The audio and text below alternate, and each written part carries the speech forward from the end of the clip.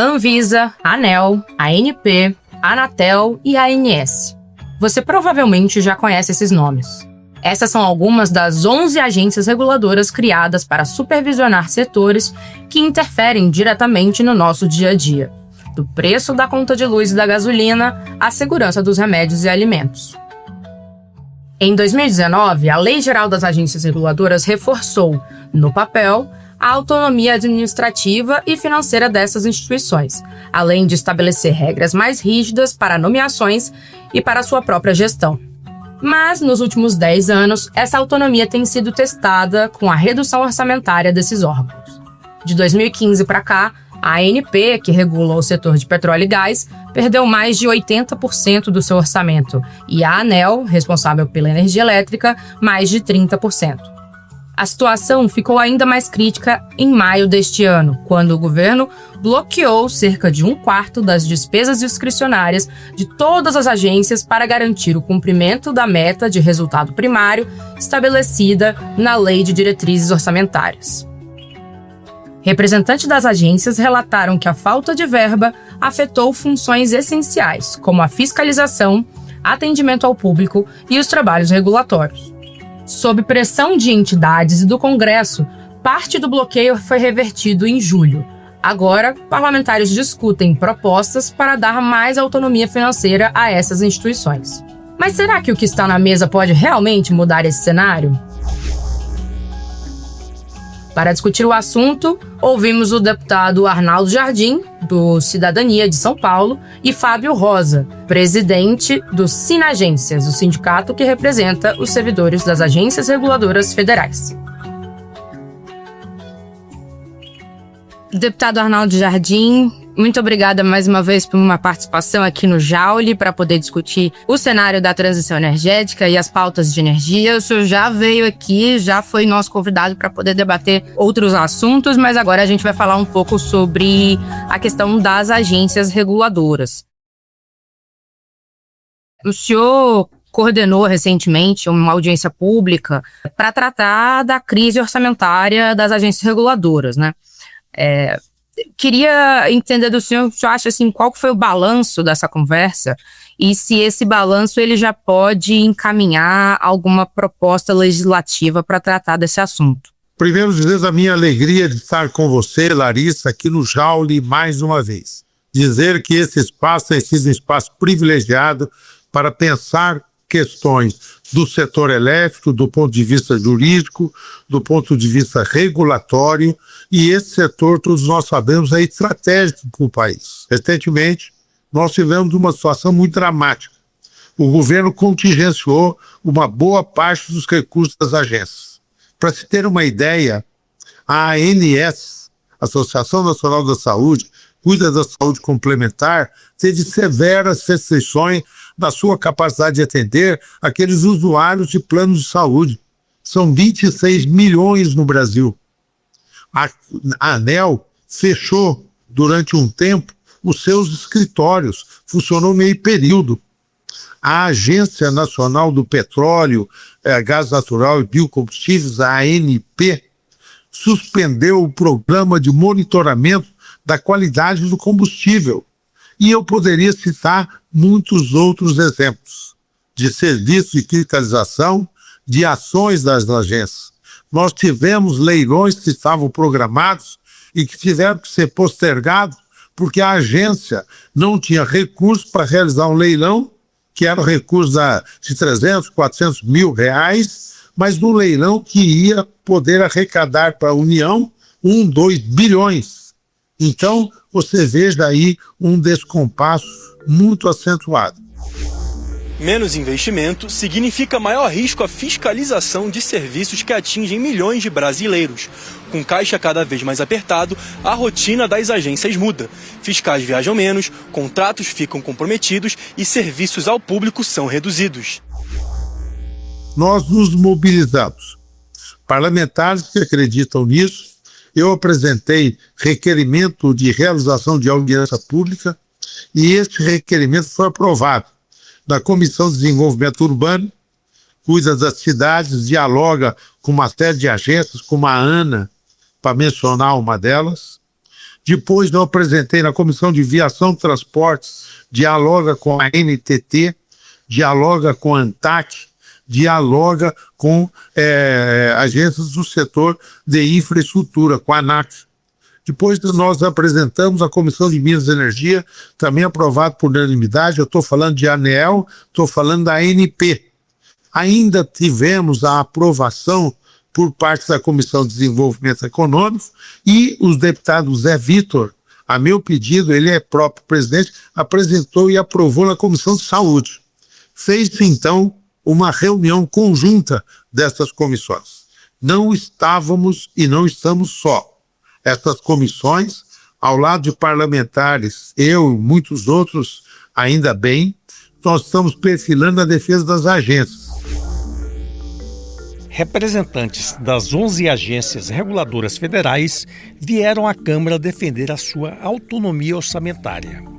Com o apoio de vários deputados, os órgãos querem evitar que os cortes de recursos e os bloqueios temporários na execução do orçamento prejudiquem as atividades de fiscalização dos setores em que atuam.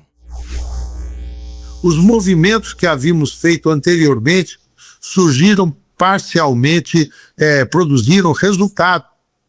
E nós tivemos uma notícia no final de julho, que foi exatamente que o contingenciamento, que tinha atingido praticamente tudo das verbas das agências reguladoras, foi em parte revogado.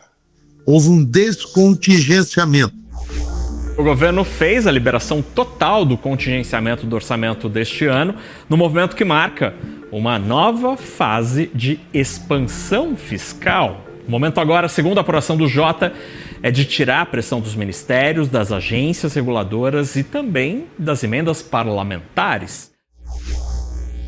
Cerca de 76% dessas verbas foram liberadas, ainda resta mais de 20% para ser liberado de um orçamento já justo, tá certo? Para que os trabalhos sejam na plenitude retomados das agências. Mas foi uma vitória momentânea, foi uma vitória importante que nós fizemos. Várias frentes parlamentares têm se reunido, se mobilizado em torno dessa questão. No Senado destaca uma iniciativa da Comissão de Infraestrutura, coordenada pelo senador Marcos Rogério, que fez um importante ato também, como nós fizemos aqui na Câmara. Destaco a ação de frentes parlamentares, tanto aquelas que eu estou presente, como na Frente do Empreendedorismo, com o Passarinho, a Frente do Brasil Competitivo, que eu presidida pelo deputado Júlio Lopes, fez um importante movimento, indo inclusive à SFI para trabalhar pela liberação dessas agências, discutindo com a ministra Gleisi. Então nós estamos nessa mobilização. Estou falando muito, Larissa, mas é pelo entusiasmo com o tema. E se você me pergunta agora quais são os próximos passos, eu me aventuraria a adiantar, se você me permite. Esse podcast tem o apoio do Instituto Brasileiro de Transição Energética. O INTE é um think tank do setor energético formado por associações de classe dos segmentos de óleo e gás, energia elétrica, combustíveis e derivações. A gestão é autônoma e apartidária. E o objetivo principal do INTE é fortalecer um ambiente propício à discussão sobre energia no Congresso, oferecendo suporte técnico à Frente Parlamentar de Recursos Naturais e Energia.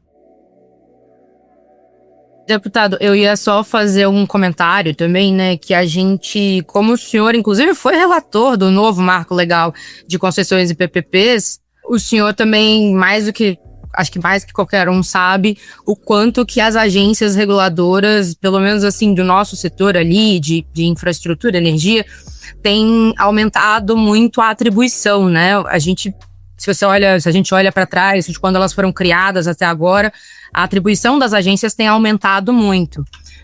Com o aumento também, né, de outros formatos ali, de atuação, de relação também do poder público com a iniciativa privada. E isso tem um impacto que muitas vezes as pessoas não conseguem perceber, mas tem um impacto de fato na vida de cada um, né? O senhor comentou esse exemplo da ANS, que eu acho que é o mais visível, mas até mesmo na ANP, por exemplo, com a suspensão do programa de monitoramento de qualidade de combustível, com certeza afetou muita gente que usa no dia a dia esses produtos. Mas eu gostei muito do que o senhor elencou 3 pontos, mas eu queria entender, de agora, a questão orçamentária tem sido muito, muito presente, né? A questão orçamentária tem sido mais urgente, talvez. Cabe, nesses próximos passos, uma alteração legislativa, além da atuação de diálogo, de interlocução e de articulação junto ao governo, né, para a questão do orçamento. Vale alguma coisa além disso? É exatamente isso. Nesse instante, as nossas iniciativas, do ponto de vista orçamentário, eu concentro em 3 itens. Primeiro, continuamos trabalhando para que a integridade das verbas dos recursos das agências sejam liberados. Falta ainda 24%. É muito significativo. Segundo, temos uma conversa marcada com o relator da LDO, Lei de Diretrizes do Orçamento, orçamentária, deputado Gervásio, para com ele pedir que ele inclua um dispositivo para que nós não tenhamos contingenciamento de verbas de recursos das agências reguladoras. E num terceiro plano é no próprio orçamento. A proposta, o governo ainda não enviou, a proposta orçamentária, mas nós já temos, as agências receberam, dialogaram conosco, propostas que são referenciais e são muito aquém dos recursos necessários às agências. Então nós já podemos imaginar que virá uma proposta orçamentária muito limitada, razão pela qual nós vamos atuar para aumentar os recursos das agências reguladoras. No capítulo orçamentário é isso. No capítulo mais estruturante, nós temos um projeto de lei que está tramitando no Senado, apresentado pelo senador Laércio de Oliveira, que é um projeto que, no nosso entender, das próprias agências, vai no sentido positivo, de dar estrutura, de garantir a autonomia das agências. Nós temos uma série de observações, de aperfeiçoamento, para melhorar ainda esse projeto. Mas ele está num bom rumo, então priorizar este projeto é outro ponto-chave aí desse nosso programa de mobilização. Essa mobilização faz com que deputadas e deputados, senadores e senadores se envolvam com o tema. Eu disso tenho participado, mas dá um conjunto também que eu devo mencionar de entidades do setor da infraestrutura e do setor social. No total são 56 entidades que subscreveram um manifesto, um conjunto de iniciativas, tais como essa que eu mencionei, que são apoiadas por ele, são as entidades mais representativas desses setores. Então, é um diálogo que envolve a sociedade, que envolve as agências e que envolve todas essas iniciativas parlamentares. E o senhor, assim, eu acho que a questão orçamentária, ela tem sido mais, tem sido colocada mais em pauta como algo urgente, né? Porque realmente é a essência da essência. Se não tem dinheiro para poder manter a estrutura funcionando, não dá nem para discutir os outros passos das questões regulatórias. Mas o senhor comentou sobre uma autonomia política e uma autonomia regulatória. O senhor acha que hoje a gente já tem uma boa autonomia nesses dois sentidos, ou ainda precisa também de aprimoramentos, independente de ser aprimoramentos legislativos ou não, mas enfim, que talvez o Brasil ainda precise evoluir nesse sentido? Evoluir muito, Lex. Daquilo que foi o momento originário, o surgimento das agências, o perfil dos seus dirigentes, hoje eu acho que nós tivemos um comprometimento disso. Não é raro você ver no jornal que um senador indicou tal diretor da agência, o outro não quer porque o outro não foi indicado, tá certo? Eu acho que esses movimentos de ocupação política das agências têm sido muito ruins. Acho que nós podemos melhorar muito nisso. A melhoria virá a partir da mobilização dos setores interessados, de próprio correntes do parlamento, na qual me incluo, que não concordam com isso. Nós precisamos de ter dirigentes que tenham claramente uma qualificação técnica bem estabelecida, que tenham uma autonomia também muito explícita. Recentemente, nós tivemos uma ocupação política que eu acho muito comprometedora das agências reguladoras. E que tem claramente, né, impactado a atuação e o resultado, talvez, das decisões regulatórias, eu imagino. Eu não tenho dúvidas disso. Eu acho que nós precisamos retomar. Recentemente, nós vimos algumas agências reguladoras, muitas vezes reuniões de diretoria, se transformar em ringues de disputas políticas, e acho que não deve ser isso. Você me conhece, Larissa, sabe que nós sempre buscamos discutir o conteúdo da questão. Eu tenho uma frase que não me canso de repetir, não é de minha autoria, mas ela é uma diretiva de ação pública: menos adjetivos, mais substantivos. Tanto é que matérias que conduzimos aqui, você também bem sabe, nós conseguimos produzir consenso, porque nós fazemos um debate de mérito, de conteúdo, tá certo? E quando o debate deixa de ser de mero conteúdo e passa a um debate muito eivado por conveniências políticas, interesses localizados, isso é muito ruim e compromete, no meu entender, o próprio funcionamento das agências reguladoras. Deputado Arnaldo Jardim, muito obrigada mais uma vez pela participação aqui no Jaule. O senhor é entrevistado cativo, pode voltar sempre que quiser, tá bom? Muito obrigada. Muito obrigado, a alegria é minha, sempre um debate de muito conteúdo, como você conduz, sempre é aquilo que você tem também como norte da sua atuação como profissional tão qualificada e querida que é. Viu, Larissa? Muito obrigado pela oportunidade, um grande abraço a todos, parabéns pelo sucesso do podcast Jaule. Primeiro, Fábio, seja muito bem-vindo aqui ao nosso podcast, o Jaule, onde a gente debate um pouco mais sobre transição energética, energia renovável. E hoje a gente vai falar sobre um assunto que é transversal a essa pauta e a essa agenda, que é o caso e o trabalho das agências reguladoras.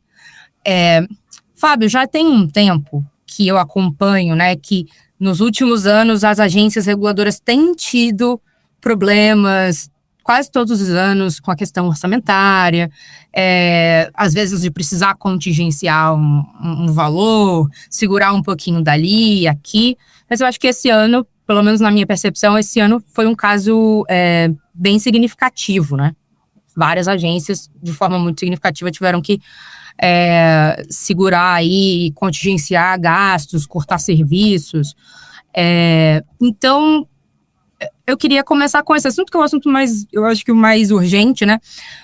Como que o senhor avalia essa questão do corte orçamentário das agências, como que aconteceu esse ano? Bom, obrigado, um prazer estar aqui contigo, Larissa, para a gente poder fazer esse bate-papo. E bem, né, esse ano, de fato, nós tivemos contingenciamentos, bloqueios e cortes orçamentários, né, que já vem acontecendo há algum tempo, né, e é uma situação, como você coloca, um assunto bastante transversal entre as 11 agências, né. Aqui no Sinagências nós representamos os servidores das 11 agências reguladoras. No caso, por exemplo, da ANEEL, né, nós contamos hoje com um orçamento que ele é 42% menor do que era há 5 anos atrás, enquanto assim, a demanda de trabalho, as exigências, as próprias competências da agência vem se expandindo em todo esse cenário, né, de necessidade de expansão, esse cenário de avanço na transição energética, não é? Então, a agência vem sendo mais demandada e nós temos perdido orçamento. Isso tem sido transversal para todas as agências, né? Ao todo, com esse bloqueio anunciado pelo governo federal, 25% dos orçamentos das agências reguladoras foram impactados. E a gente pode dar alguns exemplos práticos. Por exemplo, a ANAC, Agência Nacional de Aviação Civil, já informou que o corte pode prejudicar, por exemplo, o agendamento de exames teóricos. No caso da ANP, Agência Nacional de Petróleo, pode ser afetado, por exemplo, o programa de monitoramento de qualidade de combustíveis. E a nossa avaliação, primeiro, né, quando a gente olha só dentro do universo das agências, nós vamos ter diversas estimativas, mas em todas elas nós vamos ter um fenômeno de que, em termos arrecadatórios, as agências são extremamente superavitárias, né? Há estimativas aí que variam da arrecadação das 11 agências entre 90 e 120, 130 bilhões, e o custo, né, operacional dessas agências ao ano não chega a 10 bilhões, fica aí na casa de 6,5, 7 bilhões. Ponto de vista do orçamento, na nossa avaliação, né, e isso tem prejudicado, por óbvio, né, atividades fundamentais. Tivemos no ano passado um debate muito grande em torno dos apagões que ocorreram em São Paulo, né, e na ocasião o presidente, então diretor-geral da ANEEL, disse que a agência contava com 6 servidores, né, para fazer a fiscalização em todo o território nacional, o que, por óbvio, é insuficiente. O que nós precisamos compreender, na minha avaliação, Larissa, como país, como sociedade, é que o Estado, ele precisa, a administração pública, ela precisa ter condições para acontecer, precisa de orçamento para que isso se dê. Então, no caso das agências, nós temos órgãos superavitários, como temos também no conjunto do serviço público, e nesse aspecto é importante que nós tenhamos um regime fiscal que permita, né, que garanta o funcionamento pleno, né, do Estado, inclusive das agências reguladoras, porque, veja, muito se fala no famigerado custo Brasil, né? E nada pode ser pior dentro do custo Brasil do que a falta de condições do Estado de promover as análises com o devido rigor técnico, né? Muita gente acha que, infelizmente, né, o Estado é só aplicação de carimbo, é só burocracia, mas, na verdade, quem conhece a fundo o trabalho das agências reguladoras aqui no Brasil sabe que há um reconhecimento do trabalho técnico desses servidores, dessas servidoras, que é internacional.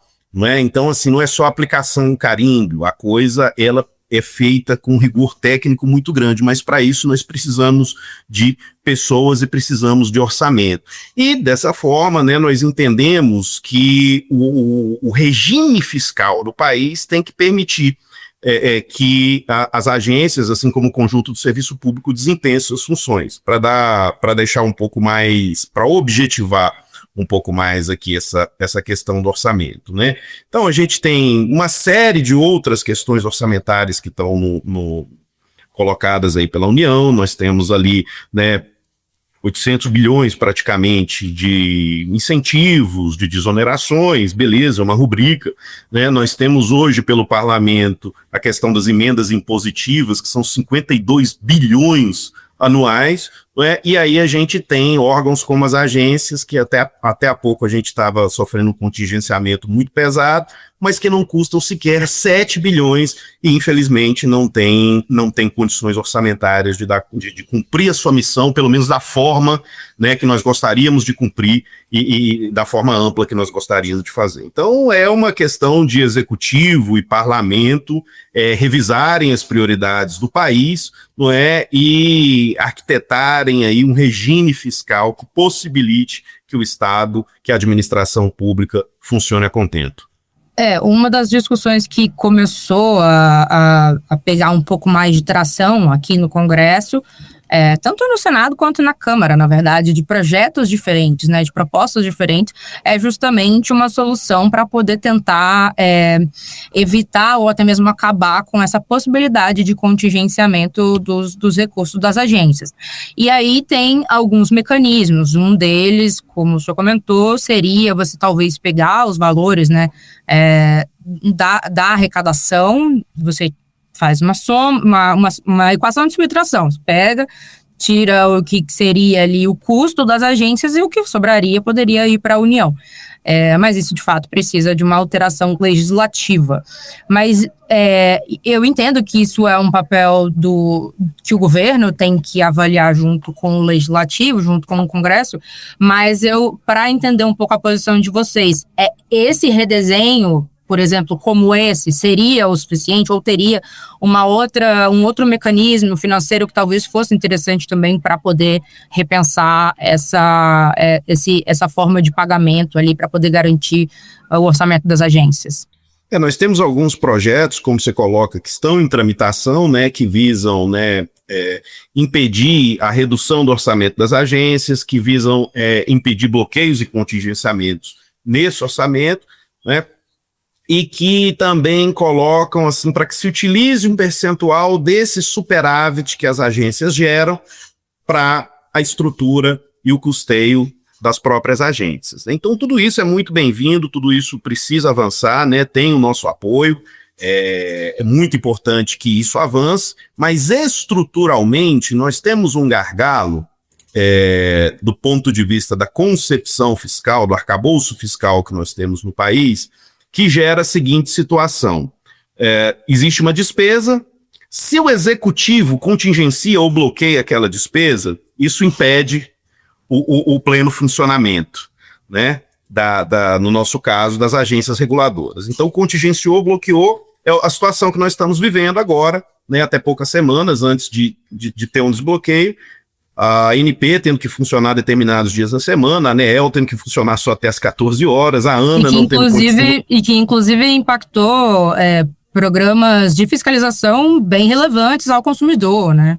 Perfeito, programas relevantes, ações de fiscalização e até mesmo eventos, né, que as agências promovem, que estão dentro da sua competência, né, e aqui falando das 11 agências, então tudo isso fica prejudicado. Mas veja como é a arquitetura. Então, o governo, se ele fizer esse corte, esse contingenciamento, paralisa as nossas atividades. Mas se ele não fizer, ele não vai cumprir a meta fiscal e ano que vem, muito provavelmente, será destinado uma penalidade ali que vai diminuir o orçamento disponível. Então, a gente fica entre essa escolha maldita e se Parlamento e Executivo não tiverem um outro horizonte para que o custeio da máquina pública caiba dentro do nosso regime fiscal, nós vamos ter muitas dificuldades como país no momento em que nós precisamos cuidar, né, do nosso desenvolvimento, do nosso crescimento econômico, precisamos expandir determinados serviços, ampliar a qualidade desses serviços e, obviamente, a regulação é fundamental em todo esse processo. Esse descontingenciamento vai ajudar as agências reguladoras, mas não corrige o problema fiscal, né? Então, o governo ele precisa, de fato, estudar uma medida estrutural para corrigir as contas públicas, ficar menos dependente de receitas e controlar o crescimento das despesas, que a gente sabe que estão com uma perspectiva de crescimento para 2026 e 2027, né, principalmente as despesas obrigatórias, com a perspectiva de comprimir completamente, a partir de 2027, as despesas discricionárias. E aí o que vai acontecer quando chegar em 2027 e o arcabouço ficar insustentável? Se 100% das despesas são obrigatórias, vai fazer bloqueio e contingenciamento da onde? Inclusive, assim, eu como uma pessoa que trabalha há muito tempo, já há alguns anos com esse setor, que é um setor extremamente regulado, já deu para ver em 7 anos, que é o meu tempo de experiência, como que as agências têm ganhado cada vez mais atribuição, porque o setor elétrico, acho que nem tanto, que ele já é regulado há muito tempo, mas, por exemplo, a ANP, ela foi ganhando, né? Antes era só petróleo, depois foi gás natural, depois biocombustíveis, agora já tá tipo CCS, agora já tem hidrogênio, eólicas offshore entra também. Então, a gente vê um aumento realmente muito grande de atribuição e ao passo que a gente ainda tem problemas muito básicos, né? Problemas muito básicos, como a questão orçamentária.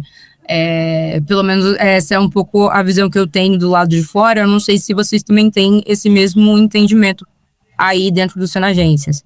O nosso entendimento aqui, Larissa, é que as agências elas têm recebido atribuições. Se você for para a ANM, uma série de questões, veio a questão do ouro, veio a questão, né, dos minerais nucleares, agora provavelmente terras raras. Então as agências elas vão ganhando atribuição, e nisso aí nós temos, na minha avaliação, são 3 gargalos centrais para que a gente avance na nossa concepção de regulação aqui no Brasil. O primeiro é esse que a gente vem discutindo, o orçamento, né? E o orçamento ele não pode ser visto só como uma questão de benevolência ou de maldade do governo, né? Mas tem todo um arcabouço que está colocado e que precisa ser pensado, e se a gente não discutir a questão do regime fiscal, acho que teremos muita dificuldade de ter uma solução estruturante para isso. Temos um outro gargalo que é central para nós, Larissa, que é a questão de pessoal. As nossas agências, aí, na melhor das hipóteses, nós estamos trabalhando com 30% de defasagem do quadro de pessoal previsto em lei, e na pior das hipóteses, que é a da ANM, nós trabalhamos com 70% de defasagem, ou seja, apenas 30% das vagas que estão previstas na legislação, elas estão ocupadas. Sendo que a nossa avaliação é justamente de que da criação das agências, de quando foram criadas essas leis há 20, 25 anos atrás, o país era a economia era a complexidade e as atribuições eram determinadas. Na nossa avaliação, esse quadro de pessoal ele já se encontra defasado, o próprio quadro legal, entende? Já se encontra defasado. O próprio quadro que seria o quadro ideal, que não é o caso de atingir, aparentemente. Está colocado lá na lei. Na nossa avaliação, ele já se encontra defasado, dado que o crescimento econômico, a complexificação da atividade econômica no país, que aumenta a exigência da atividade regulatória, e isso também é um gargalo para nós, até porque, para se formar um servidor de agência reguladora, para ele se tornar pleno, digamos assim, você não consegue fazer isso com menos de 3 anos, na melhor das hipóteses, né? Porque tem muita variação, mas na melhor das hipóteses, com menos de 3 anos você não consegue. Então temos orçamento, que é um gargalo, temos pessoal, que é um gargalo também, né? Faltam vagas. Ultimamente, de 2024 para cá, tem acontecido alguns concursos. Hoje mesmo tive uma audiência pública ali na Câmara dos Deputados para discutir a contratação, né, por meio do cadastro de reserva, para que nós tenhamos mais pessoal. E tem uma terceira dinâmica para nós, que também tem fragilizado as agências, que é a perspectiva da governança, né? Então, assim, como os indicados das agências, os diretores, os corpos diretores das agências, os conselhos, as diretorias colegiadas, elas são indicadas pelo presidente da República, são sabatinadas pelo Senado, e muitas vezes acontece o fato de você ter vagas que permanecem por muito tempo. Vou te dar um exemplo, a gente já tem algumas vagas que estão abertas desde o ano passado. Então, o presidente da República fez a nomeação ali, salvo engano, no dia 17 de dezembro de 2024. E agora, essa semana, no segundo semestre de 2025, que está indo para apreciar, que o Senado resolveu que vai apreciar, porque a gente sabe que tem todo ali um jogo né, que é da política, é normal da política, tem todo o debate que acontece ali, isso às vezes... E quando você fica com direções desfalcadas, isso dificulta muito, isso impede a relatoria de diversos processos dentro das agências. Eventualmente, aqueles diretores que assumem na condição de interinidade, eles estão numa posição um pouco mais frágil do que os demais, porque não têm todas as prerrogativas.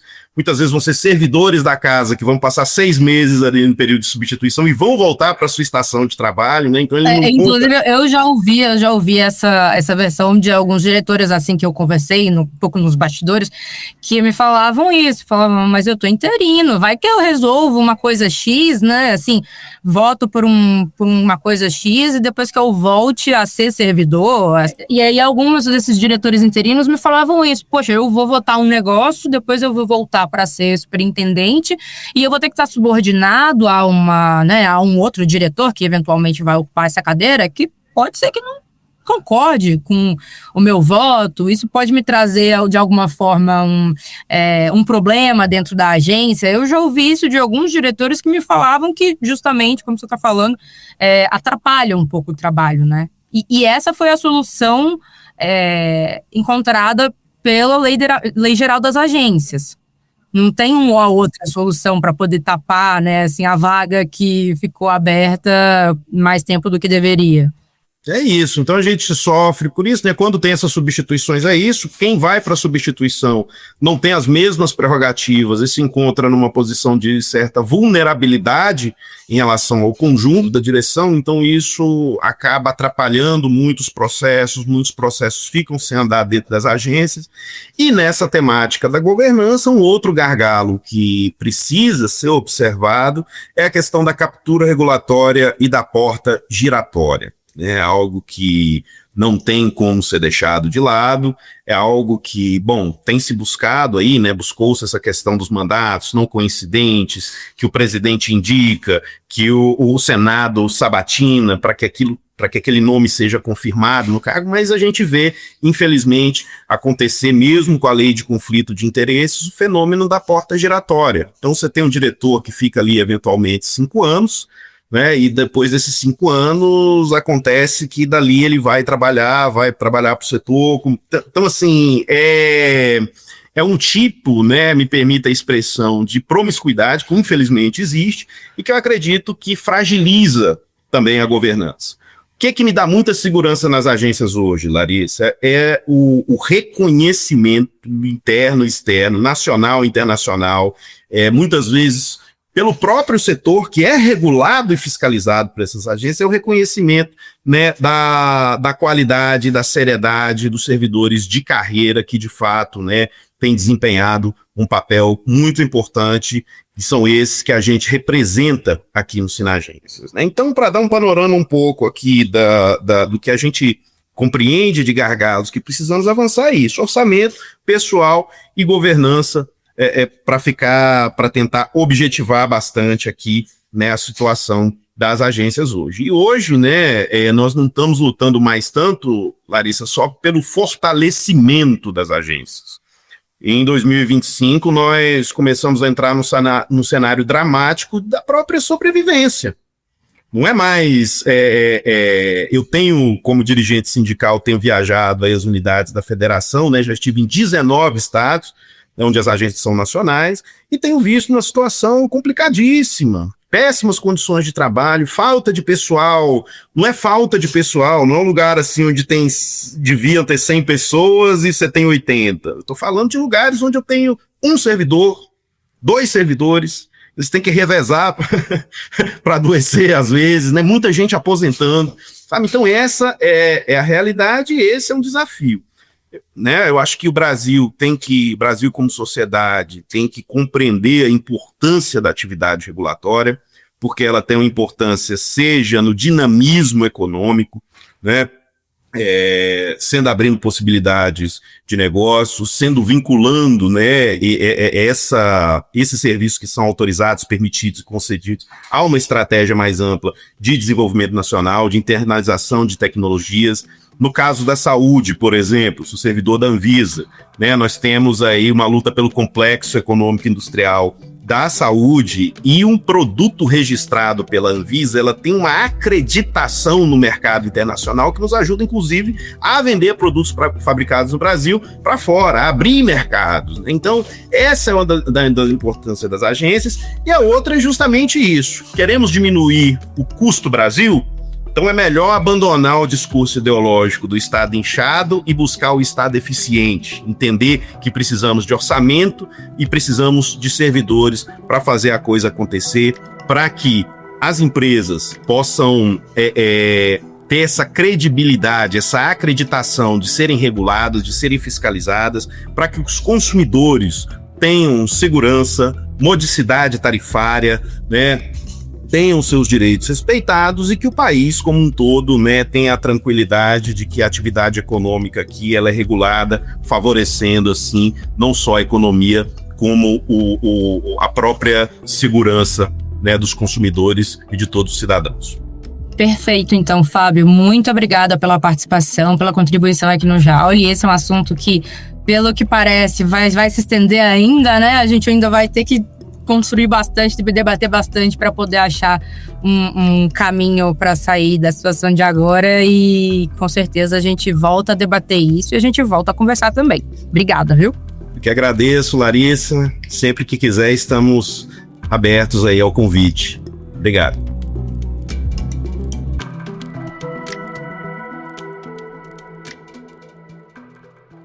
Esse foi o Jaule dessa semana. O podcast de energia do Jota é uma parceria com o Instituto Brasileiro de Transição Energética, o INTE.